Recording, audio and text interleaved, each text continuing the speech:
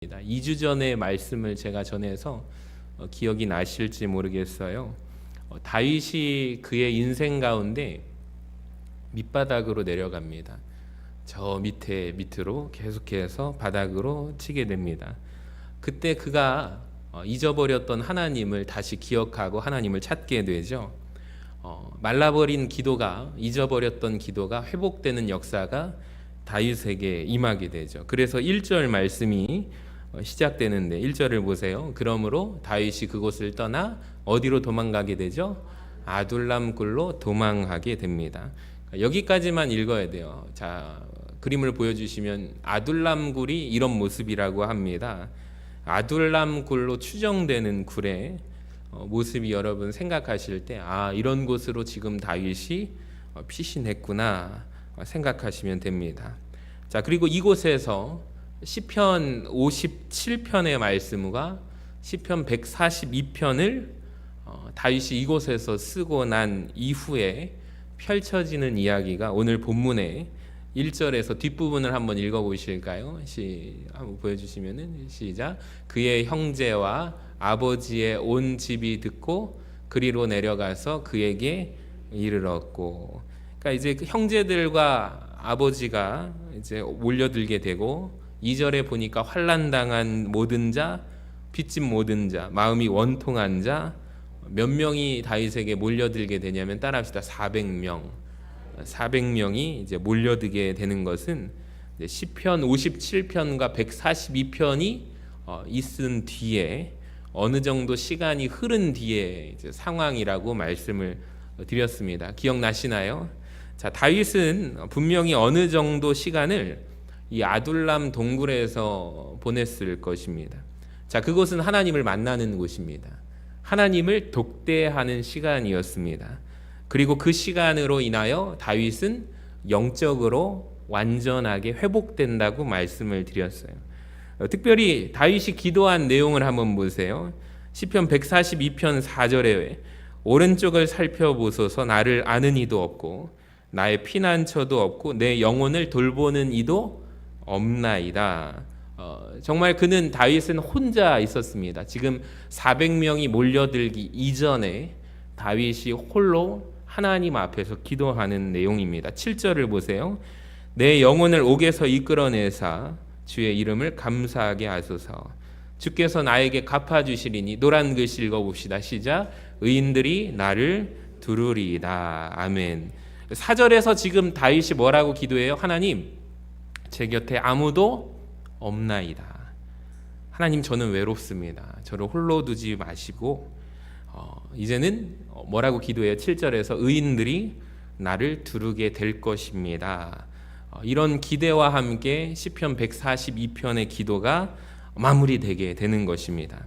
자, 그래서 하나님의 기도 응답을 한번 보시기 바랍니다. 다윗의 기도를 응답해 주셨을까요? 안 해주셨을까요? 우리 하나님께서는 응답해 주시죠. 자, 그래서 1절을 보시면 그러므로 다윗이 그곳을 떠나 아둘람 굴로 도망하매. 자, 그리고 시편 57편과 142편이 있은 뒤에 하나님께서 기도 응답을 주시거든요. 노란 글씨부터 읽어봅시다. 시작. 그의 형제와 아버지의 온 집이 듣고 그리로 내려가서 그에게 이르렀고. 2절도 읽어봅시다. 시작. 환난당한 모든 자와 빚진 모든 자와 마음이 원통한 자가 다 그에게로 모였고 그는 그들의 우두머리가 되었는데 그와 함께한 자가 400명 가량이었더라. 아멘. 여러분, 시편 142편 그의 기도의 응답이 이루어지게 된 거예요. 하나님, 지금 내 곁에 아무도 없습니다. 하나님, 저는 기대하고 소망합니다. 하나님이 의인들을 저에게 보내주셔서 의인들이 나를 둘러싸게 될 것입니다. 할렐루야. 여러분, 다윗의 기도에 하나님께서 응답해 주시고 사람들을 보내주셨습니다. 자, 그런데 제가 흥미로운 점을 발견하게 됐어요. 하나님께서 다윗의 기도에 응답을 해주셨거든요. 여러분, 사람들을 실제로 보내셨어요. 근데 다윗이 뭐라고 기도했냐면 의인들을 보내달라라고 기도를 했어요. 의인들이 나를 두르게 될 것입니다. 여러분, 그렇죠? 다윗의 기도가 시편 147편에서 7절에서 의인들을 보내주소서라고 기대하고 기도했습니다. 근데 얼핏 보니까 여러분 의인입니까? 의인이 아닙니까? 의인이 아니라는 것을 제가 발견하게 됐어요. 2절에 보니까 어떤 사람들이냐면 환난당한 자, 원통한 자들, 빚진 자들을 하나님께서 누구에게 보내세요? 다윗에게 보내십니다. 의인이 아니라 그냥 불쌍한 사람들이에요. 세상에서 실패한 사람들, 의인이 아니라 어찌 보면 죄인에 가까운 사람들이 아닐까.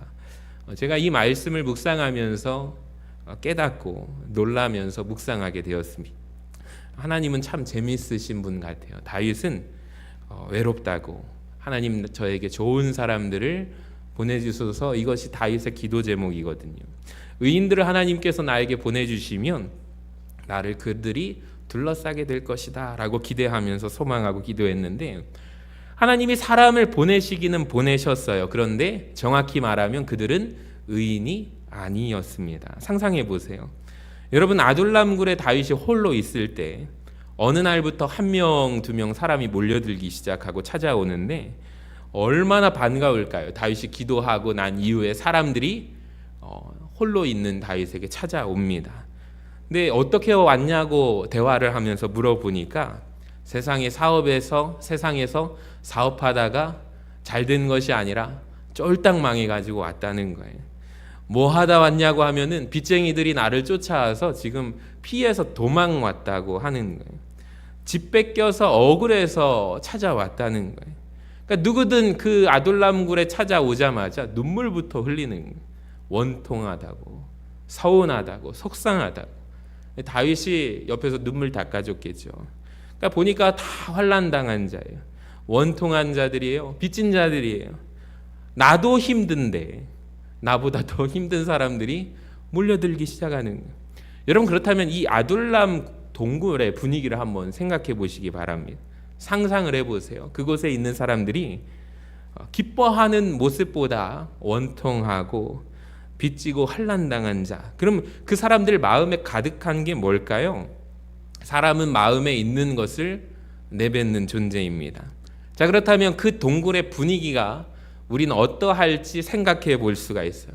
절망의 말, 원한의 말, 증오와 탄식의 말, 자포자기하는 사람들, 무기력한 사람들, 참담한 분위기가 그곳을 그 기운을 휩싸이게 되었을 것입니다.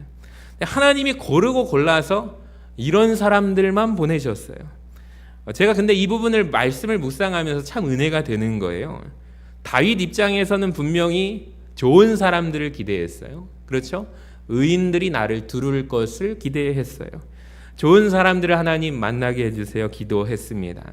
하나님이 보내주셨는데 얼핏 보기에 기대에 자격미달이에요.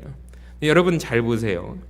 결국에 하나님께서 이렇게 한 사람 한 사람 몰려든 사람들을 어루만지시고 변화시킨다는 것을 아십니까?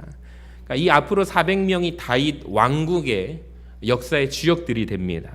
이 중에서 어마어마한 용사들이 나타나는 것 아세요? 사무엘하 23장을 꼭 기억하세요, 여러분. 보시면은 무슨 내용이 담겨져 있냐면 다윗의 용사들의 이름을 다윗이 기억하는 대로 소개하고 있는 부분이에요. 꼭 읽어보세요, 집에 가서. 자, 거기에 보면 어떤 사람은 혼자서 1대 800으로 싸웁니다. 여러분 대단하지 않습니까? 혼자서 어떻게 800명과 싸울까요? 그리고 그것도 800명을 죽입니다, 혼자서. 자, 어떤 사람은 또 1대 300으로 싸웁니다. 300명을 죽여요. 어떤 용사는요, 사자를 쳐 죽이고 또 어떤 새 용사는 뚫을 수 없는 포위망을 뚫어서 다윗이 목마르다라고 말했을 때 세 사람이 우물물을 퍼오게 되잖아요. 이 사람들이 다 누굴까요? 바로 이 원통한 사람들, 빚진 자들, 환난당한 자들 한 명 한 명입니다. 여러분 참 이게 놀라운 것 같아요. 비밀인 것 같아요. 하나님은 맹물 같은 사람들을 보내사 포도주로 바꾸시는 역사가 여러분 우리 교회 가운데도 임하게 되기를 간절히 소망합니다. 자, 이것이 저는 다윗의 기도에 대한 하나님의 응답이었다는 비밀을 아십니까? 그러니까 다윗이 기대한 내용과는 전혀 달랐어요. 그러니까 우리의 기대와도 다를 거예요. 그러니까 우리는 하나님 처음부터 좋은 분들, 좋은 사람들 만남 가운데 만나게 해주세요 라고 우리가 대부분 만남의 축복을 놓고 기도합니다. 하나님께서 조금 진주와 같은 또 보석과 같은 분들을 보냈으면 좋겠는데 놀라운 것은 하나님은 원석을 보내주신다는 사실이에요. 그리고 그들을 우리가 품에 안고 기도할 때 또 그들을 보석으로 만들기를 원하신다라는 생각이 들었습니다. 저는 어떤 말씀을 묵상하고 읽을지라도 우리에게 적용해야 하는 것이 중요하다고 생각합니다. 또 우리 교회에 적용해야 할 것이 있습니다. 우리 목장에 적용해야 합니다. 이왕이면 우리 교회에 좋은 사람들만 하나님이 보내주셨으면 좋겠죠. 또 목장도 마찬가지일 거예요. 잘 믿고 성령 충만하신 분들. 그런데 하나님이 사람을 통해서 일하시긴 하지만 그렇게 역사하시는가라고 한다면 좀 의문이 듭니다. 하나님은 그렇게 안 하세요. 왜 그러냐면 하나님은 우리 교회가 이 시대 가운데 아둘람 공동체가 되기를 원하신다는 것을 제가 깨닫게 되었습니다. 그러니까 부족한 자들을 보내주셔서 허물 많은 죄인들을 보내주셔서 그 사람들이 의인으로 변화되는 역사가 이 재단 가운데 임하기를 소망합니다. 그러니까 세상에서 주류들을 보내시는 것이 아니라 비주류를 보내사 하나님 나라 주역으로 만들어가기를 원하신다는 거예요. 여러분, 이곳에 하나님 나라의 보석들이 있습니다. 이곳에 하나님 나라의 용사들이 있습니다. 하나님은 건축자들의 버린 돌을 주춧돌로 쓰세요. 그러니까 세상에서 별 볼 일 없는 사람들을 별 볼 일 있는 존재로 만드시는 거예요. 예수님은 의인을 부르러 오지 않으셨고 죄인을 부르러 오신 분이기 때문입니다. 할렐루야. 그러니까 초대교회도 보니까 우리 전도사님께서 지난주에 초대교회에 대해서 말씀을 계속 시리즈로 말씀하시는데 초대교회도 똑같은 역사가 있거든요. 고린도전서 1장 26절에 보니까 형제들아 너희의 부르심을 보라. 지혜로운 자가 많지 아니하대요. 능한 자가 많대요? 많지 아니하고 학벌 문벌 좋은 자가 많지 아니하대요. 그러니까 초대교회의 현실이 이와 같다라는 조금 더 가까이에서 확대해 볼까요? 고린도전서 11장 30절 같이 한번 읽어봅시다. 시작. 그러므로 너희 중에 약한 자와 병든 자가 많고 잠자는 자도 적지 아니하니. 여러분, 하나님께서는 약한 자도 많고 초대교회 안에 아픈 사람도 그렇게 많았대요. 초대교회 안에 그리고 영적으로 잠자는 자도 그렇게 많았대요. 이게 초대교회의 현실입니다. 자, 고린도전서 1장 21절 같이 한번 읽어봅시다. 시작. 그러나 하나님께서 세상에 미련한 것들을 택하사 지혜 있는 자들을 부끄럽게 하려 하시고 세상에 약한 것들을 택하사 강한 것들을 부끄럽게 하려 하시며. 아멘. 또 세상에 천하고 멸시받는 것들과 없는 것들을 택하사 있는 것들을 폐하려 하시는 분이십니다. 그러니까 그 일이 초대교회 안에 있었어요. 그러니까 노예였던 오네시모라는 사람이 나중에 이 초대교회 공동체 안에 리더로서 쓰임 받게 됩니다. 여러분 상상해 보세요. 노예가 어떻게 리더가 됩니까? 근데 그런 일이 초대교회 안에 있었다는 거예요. 또한 다윗의 아둘람 공동체 안에 있었던 일이 바로 이런 일들이 벌어졌다는 거예요. 어떤 사랑하는 권사님께서 목사님 목회에 우리 교회에 주류들을 좀 많이 보내주셔서 목사님 큰 목회할 수 있도록 참 감사하죠. 그런 마음을 가지시고 또 표현을 해주셔서 감사한데 사실 저도 별 볼 일 없는 사람이라는 것을 인정합니다. 하나님께서 쓰실 때 막대기 지팡이 같은 사람을 이 재단에서 하나님께서 귀하게 감당하시고 또 저를 통해서 하나님 말씀을 대언하게 하시고, 그러니까 저는 흠이 참 많은 사람이거든요. 부족함이 많은 종인데 제가 기도하는 것은 저도 변하고 우리 성도님들도 하나님 앞에 귀한 원석이 보석되는 역사가 임하게 되기를 간절히 소망합니다. 그러니까 처음부터 완벽한 사람은 없어요. 처음부터 좋은 사람들만 구성된 것은 사회 안에서만 존재합니다. 그것이 뭐 1%의 클럽이라든지 동호회라든지 사람들은 서로 맞고 자기하고 같은 학군에 자기하고 수준에 맞는 사람들을 모이잖아요. 이건 동아리죠. 근데 교회는 그렇지 않아요. 별 볼 일 없는 사람들이 모여서 주의 은혜로 변화되는 것이 저는 교회의 큰 은혜와 사명이라고 생각합니다. 그러니까 우리 교회 안에 이런 은혜가 넘치게 되기를 주님의 이름으로 간절히 축원합니다. 그러니까 제가 말씀을 준비하면서 곰곰이 생각해 본 것은 이거거든요. 제가 아는 유사한 공동체 중에 세상에 이런 공동체가 있을까? 오직 이 다윗의 아둘람 공동체와 교회 공동체밖에 없다는 것을 결론을 내렸습니다. 하나님 은혜의 빛 가운데 이곳에서 놀라운 하나님 나라 용사들이 나타나게 되기를 주님의 이름으로 간절히 축원합니다. 자, 그런데 분명히 말씀드리고 싶은 건 이거예요. 그렇다고 해서 모두 다 용사로 쓰임 받은 것은 아니라는 점입니다. 제가 말씀을 묵상해 봤습니다. 400명이 들어오게 되었어요. 이 아둘람 굴에 돌아오게 됩니다. 근데 성경을 또 읽다 보면 나중에 이 인원수가 400명에서 몇 명까지 늘어나요? 600명까지 늘어나게 됩니다. 다윗을 몇 명이 따라다녀요? 600명의 숫자가 따라다닙니다. 600명이 다윗과 동거동락을 합니다. 아이들과 여자들은 계수되지 않은 시기이기 때문에 어림잡아 계산하면 약 1000명 이상 정도가 같이 다윗과 생활을 하고 있는 거예요. 네, 여러분 놀라운 것은 이 중에 1000명이라는 숫자 가운데 몇 명만 쓰임받게 되는지 아십니까? 따라합시다. 37명. 다윗 왕국의 주축으로 쓰임받은 사람들은 딱 37명이었습니다. 여러분 600명입니다. 성경에 표시된 숫자는 아이들, 여자들까지 합하면 1000명이 넘는 숫자 중에 모두가 다윗과 함께 지냅니다. 똑같이 시간 보냅니다. 모두가 용사가 된 게 아니에요. 다윗의 머리에 기억에 남고 다윗이 그래서 사무엘하 23장의 마지막에 자기들의 용사들의 이름의 목록들을 쭉 나열하는데 일부러 그 중에 빼는 사람이 하나 있습니다. 바로 군대 장관 요압을 뺍니다. 요압은 일부러 뺍니다. 그 명단에 없어요.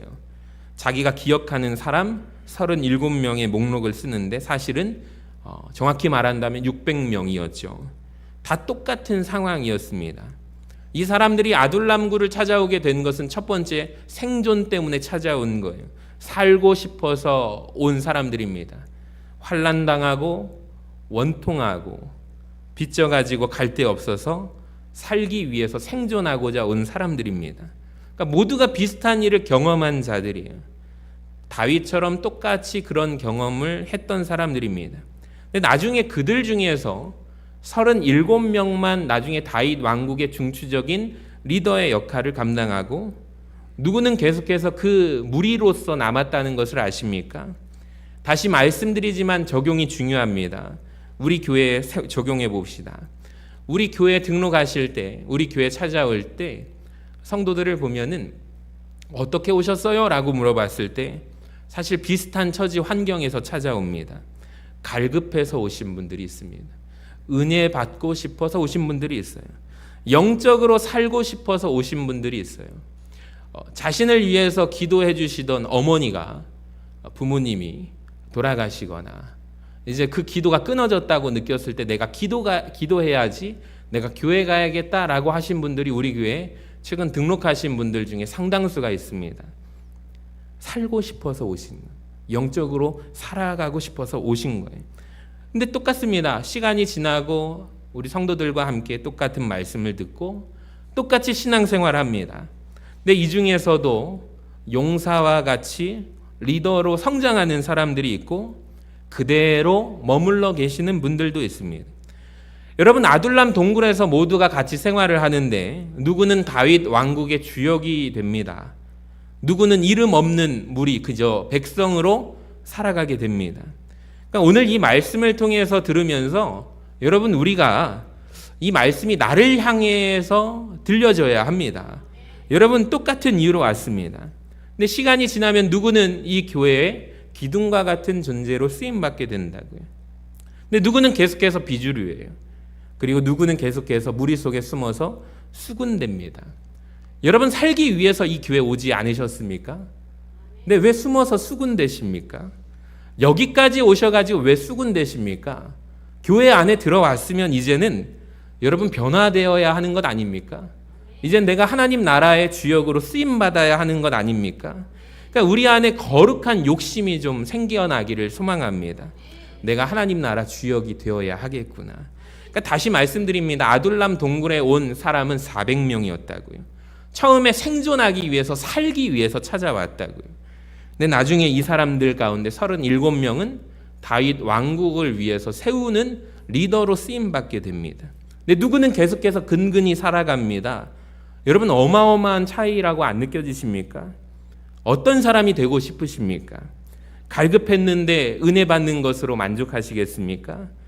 우리 교회 가운데 욕심이 여기저기에서 생겨나기를 주님의 이름으로 간절히 축원합니다. 저는 바라기는 우리 집사님 가정 가운데 우리 자녀들을 앞으로 서신교회 장로로 우리 자녀들이 믿음을 이어받아서 우리 교회를 지켰으면 좋겠다. 그러니까 장로 가정에서 아버지 어머니가 훌륭한 장로님이시면 그걸 누가 제일 가까이서 볼까요? 그 자녀들이 보는 거예요. 그러니까 저는 장로 세습은 너무나도 환영합니다. 되고 싶지만 되지 않는 가정들이 많거든요. 부모님이 어떻게 장로로서 섬기시고 봉사했는지 그 자녀들이 목사님을 정말 전심으로 섬기고 그 아름다운 문화가 장로 가정에서 자녀들이 그것을 계속해서 이어받는 교회는 전통과 역사가 살아있고 또 그걸 계승하게 됩니다. 여러분 마음에 새겨 들으시기를 바랍니다.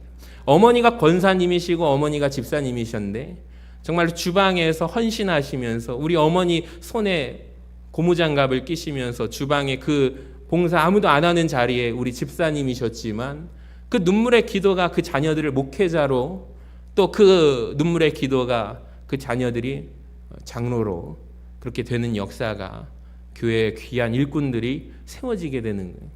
장로님 가정인데 자녀들이 다 교회를 안 다녀요. 얼마나 이게 비극입니까? 제가 그런 경우를 봤어요. 너무 마음이 아프더라고요. 너무 마음이 속상하더라고요. 목회자 가정에서도 부모님 목회하시는 모습을 보고 자녀들이 감동받아가지고 2대 3대 목사계자가 나오면 얼마나 축복입니까? 아니면 세상 가운데 나아가서 빛과 소금의 역할로 하나님 자녀로 살아가면 얼마나 축복입니까? 근데 세상에 아버지 목회하시는데 교회를 안 나가는 자녀들도 많이 봤어요. 참 너무 비참한 한국교회 현실이죠. 여러분 주님의 몸된 교회의 기둥으로 쓰임받고 싶습니다. 여러분 이렇게 고백되어지는 은혜가 있기를 주님의 이름으로 간절히 축원합니다. 자, 오늘 제목이 인생 역전인데 오랜 기간 동안 기다리셨습니다. 이제 드디어 인생 역전에 대해서 생각해 보기를 원합니다. 성경을 보니까 아둘람 동굴로 모여든 사람들 가운데 누가 있었냐면 1절을 보세요. 그의 형제와 아버지의 온 집이 듣고 그리로 내려가서 그에게 이르렀대요. 즉 누가 온 거예요? 다윗의 가족들이 찾아온 거예요. 여러분 이게 왜 중요한지 아십니까? 다윗에 대해 아시는 분들은 아실 거예요. 가족에게 인정받았던 사람입니까? 인정받지 못했던 사람입니까? 인정받지 못했던 사람이죠. 사무엘 목사님이 집에 신방을 왔는데 이 아들을 안 부르잖아요. 아버지마저도 기대하지 않는 아들이잖아요. 그러니까 다윗의 존재감이 집안에서 이 정도였다고요. 골리앗과 싸우러 나아가는데 형 엘리압이 뭐라고 해요? 불러다가 동생아 힘을 내라. 넌 이길 수 있어 할 수 있어가 아니라 내가 너의 교만함을 아노니. 형 엘리압한테 그런 비난을 들었던 사람이 이 다윗입니다. 근데 이 다윗이 아둘람굴에 피해 있는데 세상에 지금 가족들이 찾아와요. 다윗의 리더십에 아버지와 형제들이 복종한다는 말입니다. 참 오래 살고 볼 일입니다. 인정받지 못했던 사람이 가족에게 인정받는 사람이 됩니다. 여러분 그런데 그거 아십니까? 세상에서 제일 인정받기 어려운 존재가 가족입니다. 밖에 나가면 세상 사람들이 나를 인정하지만 우리 가족이 나를 인정해요 안 해요? 안 하기 때문입니다. 우리 성도님들은 잘 인정받고 계십니까? 사실 많지 않으실걸요. 세상에서 인정받는 남편이 집에서 아내에게 인정받기가 굉장히 어렵습니다. 새로 결혼하게 된 예비 형부가 집에 왔다고 합니다. 그래서 처제될 사람에게 당신 언니를 만나보니까 참 너무 이런 천사가 없다고 이렇게 말을 하니까 여동생이 가만히 있었겠습니까? 형부 몰라서 그래요. 우리 언니를 제대로 못 봐서 그래요. 콩깍지가 씌어서 그렇지 조금 지나봐요. 천사가 아닐걸요. 이렇게 나온다고 합니다. 여러분 맞습니까? 동생에게 인정받는 언니가 없습니다. 그러니까 다윗이 가족에게 인정받기 시작했다는 거예요. 그러니까 요셉도 마찬가지 아니에요. 형제들 누구도 그를 인정하지 않아요. 근데 나중에 모든 형제들의 존경을 받는 자가 요셉이 되잖아요. 인생이 역전이 되는 거예요. 참 놀라운 변화입니다. 여러분 이 말씀을 보면서 하나님의 말씀이 저와 여러분 인생에도 이루어지게 되기를 주님의 이름으로 간절히 축원합니다. 인정받아야겠죠. 형제와 가족들에게 인정받지 못했다면 인정받고 많은 영혼들을 품는 그릇이 되어야겠죠. 저도 그래요. 가만히 생각해 보면 제 인생이 인생 역전이 되었어요. 할렐루야. 참으로 감사합니다. 하나님께서 주의 종의 길을 간다고 했을 때 모두가 박수 쳐주지 않더라고요. 인철이 너가 할 수 있을까라고 하는 그렇게 말씀하시는 분들도 교회 안에서 만났어요.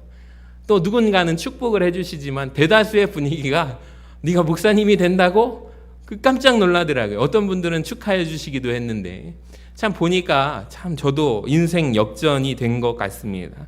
여러분 이런 역사를 경험하게 되시기를 주님의 이름으로 간절히 축원합니다.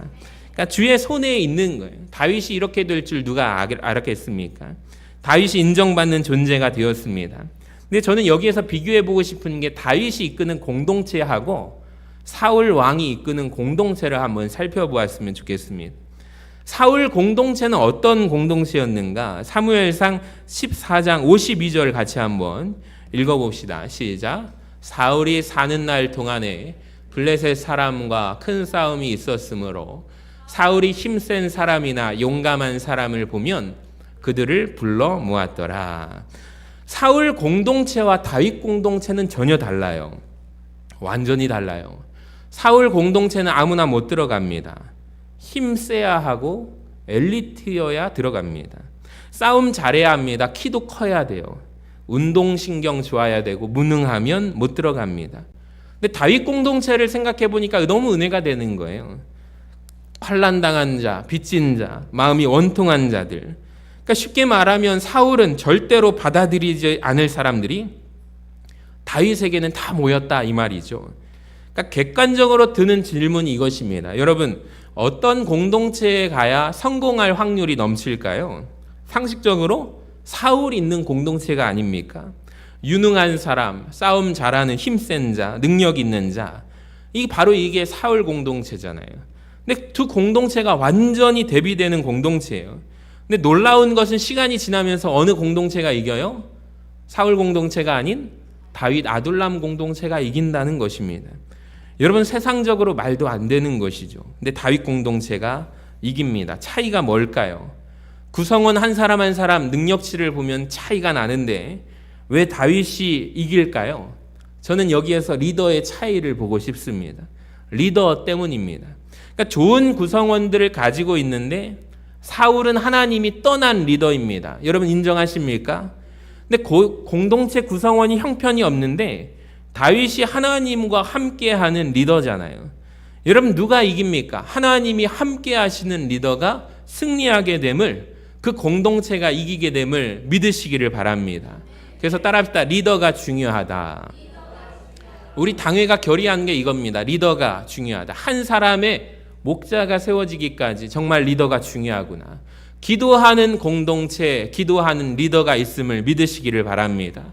리더가 엉망이면 안 돼요. 교회에서 여러분 생각보다 목회자가 중요함을 믿으시기를 바랍니다. 가정도 생각해 보세요. 가장이 중요하지 않습니까?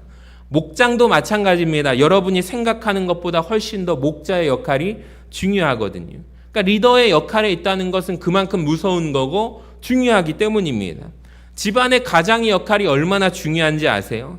아무리 옆에서 아내가 열심히 믿어보려고 해도 가장이 믿음으로 바로 서지 않는다면 안 되는 것입니다. 아무리 성도들이 모여서 기도하려고 어떻게 해보려고 해도 목회자를 통하여 하나님이 은혜를 안 주시면 안 되는 거 있잖아요. 그러니까 리더가 어마어마한 중요한 자리예요. 여러분 리더가 중요합니다. 사울이 구성원은 한 사람 한 사람 능력치는 너무 훌륭했다고요. 근데 리더가 하나님에게서 버림받았어요. 그래서 안 되는 것입니다. 근데 다윗은 어떻습니까? 다윗의 사람 한 사람은 형편이 없지만 리더가 하나님 손에 붙잡혀 있을 때 괜찮았습니다. 각자 적용할 은혜가 있다고 생각합니다. 여러분 리더가 하나님 손에 붙잡히게 되시기를 주님의 이름으로 간절히 축원합니다. 자, 그 다음에 마지막으로 나누고 싶은 것은 따라합시다. 공급하시는 하나님. 저는 이 부분을 정말 집중하고 싶어요. 하나님이 공급하시는 역사입니다. 다윗이 돌아봐야 될 숫자가 몇 명일까요? 400명입니까? 600명입니까? 아까 제가 말씀드렸죠? 1000명 이상이 될 거라고 생각이 합니다. 여자들과 아이들까지 포함하면 그 숫자입니다. 저는 안 가봤지만 실제로 그 지역의 굴들이 성경학자들에 보면은 600명, 700명이 들어갈 수 있는 그 굴 공동체가 들어갈 수 있고 머물 수 있는 큰 굴들이 있다고 합니다. 근데 자연스럽게 드는 생각이 이거죠. 그들은 도대체 뭘 먹고 살았을까? 근데 성경 어디를 봐도 이들이 먹을 것으로 인해서 걱정했대요, 안 했대요? 안 나와요. 근데 바로 앞장에서 등장하는 다윗의 모습을 통해서 제가 유추했던 게 하나 있습니다. 뭐냐면 다윗이 배가 고파가지고 떡 5덩이를 구걸하는 모습이 나오잖아요. 배고파 굶주린 사람. 근데 지금은 1000명이 넘는 공동체를 이끄는데 여러분 배 고플까요? 안 고플까요?